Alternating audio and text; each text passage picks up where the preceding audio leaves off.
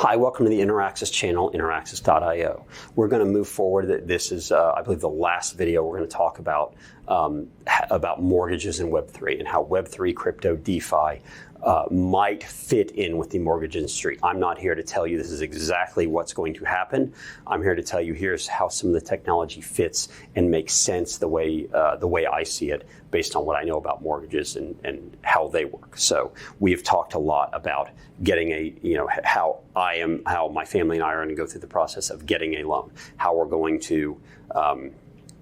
we are going to have to prove that we have the ability to pay, how we are going to have to prove that we have assets, how the value of the home is going to be appraised and proven, how that home is actually going to be tracked, the ownership of that home is actually going to be tracked, how we're going to potentially purchase insurance to cover the value of that home, and how that the entity that loans us the money, which maybe be a bank, it might be a protocol, is going to be able to create a liquidity pool, get money to be able to lend us to buy that home, and maybe be able to take our loan in particular and sell it to someone else that might want to buy it. The last piece I want to hit is payments. Because right now, I'll tell you what happens is I get a loan from the bank currently. The bank issues me the loan, and I make payments to the bank or to a servicing company. So I make my payments to the bank. I usually do everything online. So I set up an online account and I set up auto pay for it to pay the bank all the time. Now the bank will go and sell potentially this to an investor, and there will be a mortgage service company. And these are companies that obviously make a whole bunch of money because they take care of a lot of the information, a lot of the paperwork, a lot of the payments and all that. So now when the service company gets it, I have to shut off this payment. I have to start making this payment. I have to make sure that this service company now has all the information about my insurance and everything else.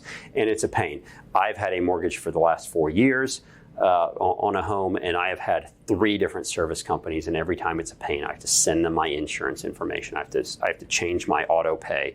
I have to change where payments go. I get multiple tax forms every year from different service companies. So what if instead of this situation, I had a situation where, yes, the bank or the protocol issues me the loan, and that loan is represented by some sort of non-fungible token, some sort of smart contract, right? Because a NFT is essentially a smart contract, such that I can set up payments to the smart contract from my wallet. So it goes from Adam's wallet to this smart contract, right? And the beauty of this is this could be a streaming payment as well. This could be a streaming payment that goes here, and I don't really have to think about it. It's constantly getting streamed as a payment to this NFT. The beauty of this is if some other wallet, if whatever protocol issued me this particular loan sells it to another protocol or sells it to an investor or something, sells my particular NFT as an investment, I'm still paying this token. I don't care which wallet holds that token. I'm still making this payment to this smart contract, and it might be streaming it to where I don't really care. Now remember, there's going to be maybe decentralized insurance, but some sort of insurance here, and the insurance is going to go with the loan, or the insurance is going to go with the home. Remember, this NFT might be derivative of another non-fungible token that represents the home, something like that, and maybe the insurance goes with the home. But either way, all that information is going to move, and I don't care who owns it. I don't care who's getting the income from this anymore, because I am making my streaming payments to the smart contract that represents this loan, and I don't care what wallet owns it. Doesn't matter to me. Okay, and that makes things much more efficient. That's exactly what we want in DeFi, in Web3, in crypto. It makes so much more sense. Of course, remember, we need to keep everything safe and secure. We need to make sure that these protocols are written in a way that they can't be exploited and hacked. And if they are, everyone can still kind of be made whole. We need all those things. We need wallet security. We need wallet security from me. We need it from all these protocols.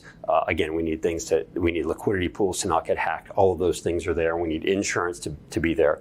But I can definitely see a future where this happens, and I don't think it's some weird future that we're forcing this technology into. I think the technology really makes sense for this. What we need is for people to, have open minds and go, this makes things more efficient. It makes it to where Adam can buy a home more easily and quickly without having to divulge a whole bunch of information that then creates a whole new industry of safety, of security around databases because Adam had to send all that information. We can get rid of so much of that redundancy and so much of that inefficiency in the mortgage market and in so many other lending markets. So I hope you've enjoyed this entire stream of videos about the mortgage and Web3 and where Web3, crypto, DeFi can help the mortgage industry become more efficient. I've certainly enjoyed putting it together, thinking about it, thinking through this with you. Hope you'll subscribe, and I hope to see you in more of these videos.